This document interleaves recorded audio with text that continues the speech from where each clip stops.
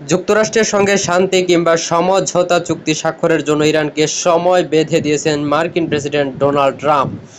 তিনি বলেছেন, আগামী 22 এপ্রিল বুধবারের মধ্যে যুক্তরাষ্ট্রের সঙ্গে চুক্তি স্বাক্ষর করতে হবে ইরানের। তিনি আরও বলেছেন, ইরান যদি এই সময়সীমার মধ্যে চুক্তি স্বাক্ষরে ব্যর্থ হয়, তাহলে যুক্তরাষ্ট্র ও ইরানের মধ্যে চলমান যুদ্ধবিরতি সম্ভবত আর বাড়বে না, তবে ইরানের বন্দরগুলোতে মার্কিন অবরোধ অব্যাহত থাকবে। শুক্রবার যুক্তরাষ্ট্রের অ্যারিজোনা অঙ্গরাজ্যের ফনিক্স শহরে রিপাবলিকান পার্টির এক অনুষ্ঠানে শেষে ওয়াশিংটনে ফিরে আসার সময় সাংবাদিকদের সঙ্গে মত বিনিময়কালে এই তথ্য জানিয়েছেন তিনি। যুক্তরাষ্ট্রের প্রেসিডেন্টের সরকারি বিমান এয়ারফোর্স ওয়ানে চেপে ওয়াশিংটনে ফেরার সময়ে সাংবাদিকরা তাকে প্রশ্ন করেছিলেন, 22 এপ্রিলের মধ্যে চুক্তি স্বাক্ষর না হলে যুদ্ধবিরতির মেয়াদ আরও বাড়ানো হবে কিনা।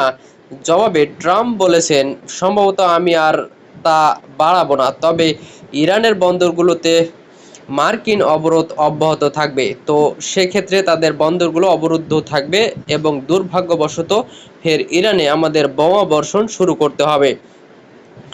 ইরানের পরমাণু প্রকল্প ও ক্ষেপণাস্ত্র কর্মসূচি নিয়ে বিরোধের জেরে গত 28 ফেব্রুয়ারির মধ্যে টানা 40 দিন যুদ্ধের পর 8 এপ্রিল 14 দিনের যুদ্ধবিরতি ঘোষণা করে যুক্তরাষ্ট্র ও ইরান।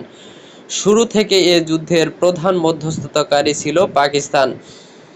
একটি স্থায়ী শান্তি চুক্তি স্বাক্ষর করতে বিরতির তৃতীয় দিনে পাকিস্তানের রাজধানী ইসলামাবাদে সংলাপে বসেন মার্কিন ও ইরানি প্রতিনিধিরা, কিন্তু টানা 21 ঘন্টা আলোচনার পরও চুক্তি স্বাক্ষর হয়নি। ইসলামাবাদের সংলাপে ব্যর্থ হওয়ার পর দ্বিতীয় দফা সংলাপের ব্যাপারে কথাবার্তা শুরু হয়। যুক্তরাষ্ট্র ও ইরান উভয়ই জানায় তারা দ্বিতীয় দফায় সংলাপে বসতে আগ্রহী এবং সেই সংলাপের ভেন্যু হিসেবে ইসলামাবাদ যেতে তাদের আপত্তি নেই। তারপর থেকেই দ্বিতীয় দফা সংলাপের জন্য প্রস্তুতি শুরু করেছে পাকিস্তান। আগামী 20 এপ্রিল সেই সংলাপ হওয়ার কথা আছে। এদিকে 11 এপ্রিলের সংবাদ ব্যর্থ হওয়ার পর ইরানের সমুদ্র বন্দরগুলো অবরোধের ঘোষণা দেন ট্রাম্প। তিনি বলেন, অবরোধ চলাকালে ইরানের বন্দরগুলো থেকে কোনো জাহাজ বের হতে পারবে না এবং বাইরের কোনো জাহাজ প্রবেশও করতে পারবে না। সূত্র সেই অবরোধ এখনও বহাল আছে। সূত্র এএফপি ও জিও